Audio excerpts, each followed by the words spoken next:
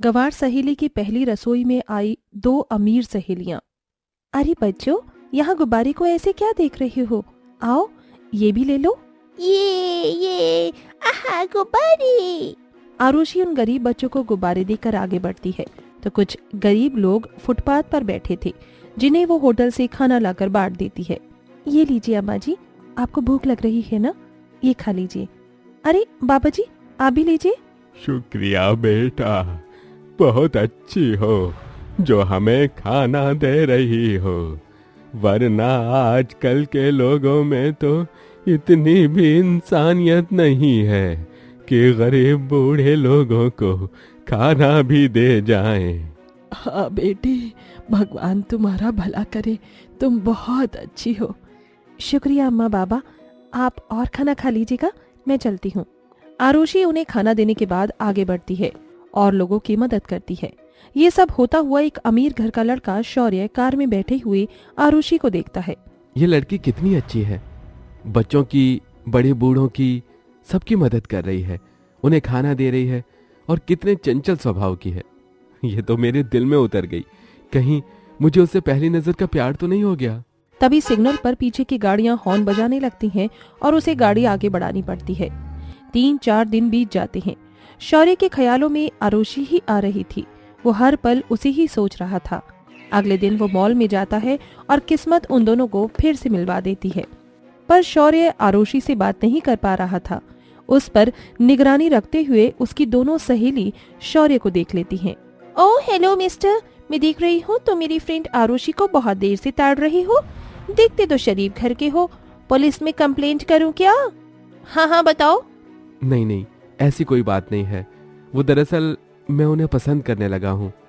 कुछ दिनों से बस हिम्मत नहीं हो रही कि बात कैसे करूँ।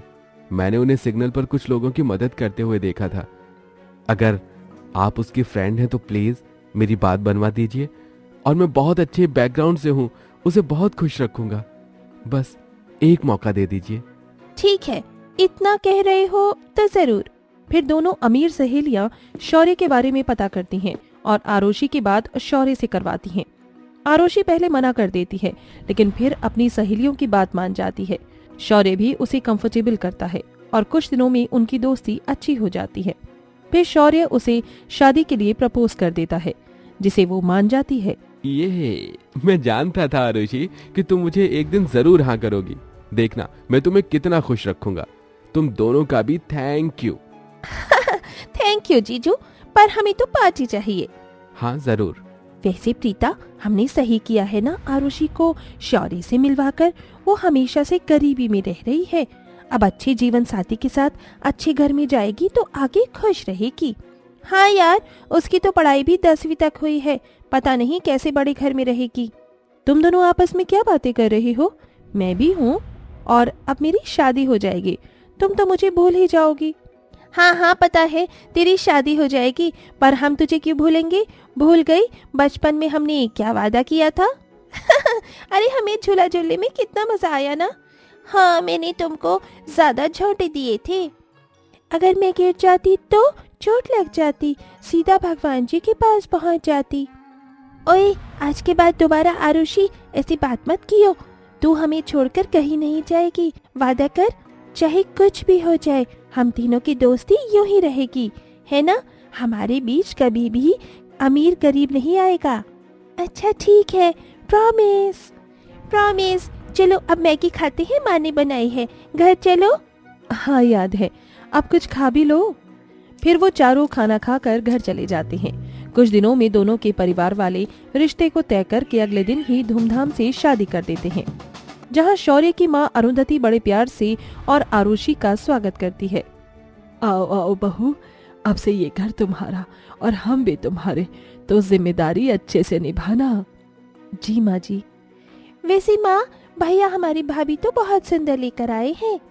हाँ वो तो है, पर अब इन्हें आराम भी करने दे।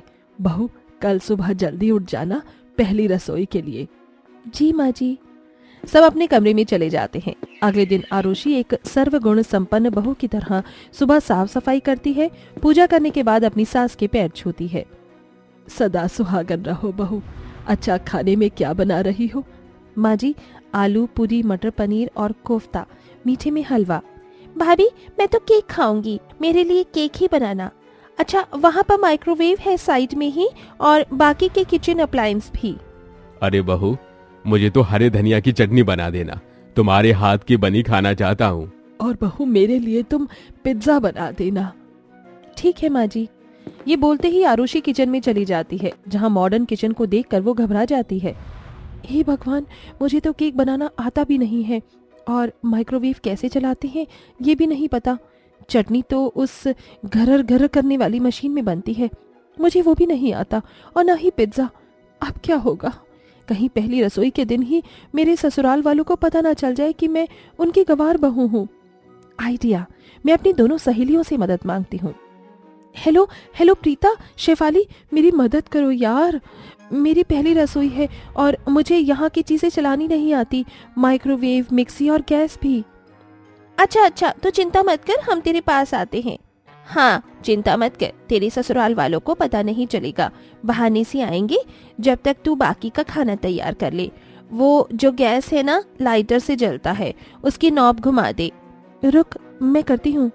तभी आरुषि बताए हुए तरीके से गैस चालू करती है। कॉल कट जाती है। फिर आरुषि बाकी का खाना तैयार करती है। इतने में उसकी दोनों अमीर सहेली सुबह सुबह उसके ससुराल आ जाती हैं। अरे तुम दोनों भाभी की सहेली हो ना? माँ देखो कौन आया है। जी, वो हम यहाँ से गुजर रहे थे, तभी हमारी कार खराब हो गई, तो हमने सोचा यहाँ आ जाते हैं कुछ देर के लिए, जब तक कार रिपेयर हो रही है। जी, और आरुषि से भी मिल लेंगी। क्या हम जाएं उसके पास? अरे बेटा, अभी वो रसोई में खाना बना रही है, तुम बैठ जाओ। नहीं आंटी जी, हम उससे वहीं मिल लेंगे, क्योंकि फिर हमें जाना पड़ेगा। ठीक है, आप सामने से राइट में चली जाओ, वहीं पर ये भाभी। फिर दोनों सहेलियां आरुषि के पास जाकर उसे गले लगती हैं। भगवान का शुक्र है तुम आ गई। ननन जी ने केक बनाने की कही है, और पापा जी ने चटनी, और माँ जी ने पिज्जा। मुझे नहीं आता यहाँ का सामान चलाना, कुछ बताओ ना। देख, हम जो भी बोले वो सारा सामान निकाल कर वैसा वैसा करती जा, और कोई देख न ले तो हम दोनों यहीं बैठ जाएंगे चेयर पर। ठीक है। देख, जब केक का मिश्रण तैयार हो जाएगा तो माइक्रोवेव में 15 मिनट के लिए इतना डिग्री पर रखना है। फिर इतने में वो केक पक के बाहर आ जाएगा। अब तो मैदा, बेकिंग सोडा, चॉकलेट ये सब निकाल। इतने में हम पिज्जा डो तैयार करते हैं। ठीक है। दोनों अमीर सहेलियां खाना बनाने में उसकी मदद करवाती हैं, साथ ही दरवाजे पर भी निगरानी रखती हैं। इतने में मोनिका आ जाती है। अरे आप दोनों यहाँ खड़ी हैं, बैठ जाइए ना। वो मैं, हाँ, हम बैठे ही थे काफी देर से, तो खड़े हो गए। आप चिंता मत कीजिए, वी आर ओके। और आरुषि, कितनी देर में खाना बनेगा? बस बनने वाला है। चलो ठीक है, कैरी ऑन। मोनिका के जाते ही आरुषि हड़बड़ा जाती है। यार जल्दी करो, केक को अभी सजाना भी है, और पापा जी के लिए चटनी भी बनानी है। सिलबट्टा होता तो मैं खुद कर लेती, और पिज्जा बनने में कितना टाइम है? तो टेंशन मत ले, मैं हूं ना। फिर शेफाली उसे मिक्सी चलाने के बारे में बताती है, जिससे वो चटनी तैयार कर लेती है, और तीनों मिलकर केक सजाती हैं। बस होने वाला है, एक फूल और बनाना है इस पर। अरे लगता है कोई आ रहा है। प्रीता पीछे हो जा। दोनों सहेलियां पीछे हो जाती हैं, और सास आ जाती है। अरे बच्चों, कब तक यहाँ खड़े रहोगे? आओ हमारे साथ बैठकर बातें कर लो। जी नहीं आंटी जी, अब हमारा टाइम हो गया है, हम चलते हैं। मैकेनिक से भी फोन आ गया है, उसने हमारी कार ठीक कर दी है। अरे ऐसे कैसे? तुम्हारी सहेली ने खाना बनाया है, खाकर तो जाओ। आरुषि बहू, अब तू ही बोल। हाँ प्रीता, शेफाली, थोड़ी देर रुक जाओ ना, वैसे भी खाना तैयार है। तुमसे बात करते करते मैंने कब खाना बना लिया पता ही नहीं चला। कुछ देर बाद सब आरुषि के बने हाथ का खाना खाते हैं, जिसे खाकर सबको पसंद आता है। वो आरुषि को महंगे महंगे तोहफे देते हैं।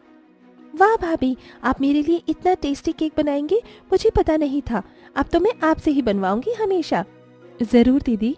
सच में बहू, तूने बहुत अच्छा खाना बनाया है, और मुझे चटनी तो बहुत पसंद आई। शुक्रिया पापा जी। मुझे अपने शौर्य की पसंद पर नाज है। क्या करूँ माँ, आपकी बहू पहली नजर में ही जो पसंद आ गई। हमें तो अपनी सहेली का हाथ का बना खाना बहुत पसंद आया। अच्छा, अब हमें आज्ञा दीजिए, हम चलते हैं। माँ जी, मैं इन दोनों को बाहर तक छोड़कर आती हूँ। बाहर आकर आरुषि अपनी दोनों सहेलियों के रोते हुए गले लगती है। अगर आज तुम दोनों नहीं होती तो ससुराल में आज पहले दिन ही मैं गवार घोषित कर दी जाती, जो कि मैं हूँ। पर तुम दोनों ने मुझे बचा लिया, बताया कि ये microwave, gas, mixie, vacuum cleaner कैसे चलता है। आज तुम दोनों ने जिस तरह मदद की है, भगवान सबको ऐसी सहेलियां दे। अरे पागल, तू है ही इतनी अच्छी कि हमें तो अच्छा होना ही था। और रही बात गवार वाली, तो तू अपने आप को किसी से कम मत समझ।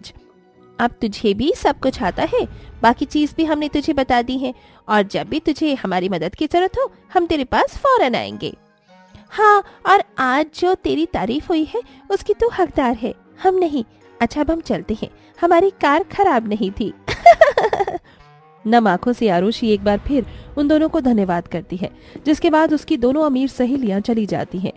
तो देखा दोस्तों आपने, दोस्ती में कभी पैसे, अमीरी या गरीबी नहीं आती, वो तो बस दिल के रिश्ते होते हैं जो दिल से निभाए जाते हैं, जैसा कि इन तीनों सहेलियों ने निभाया।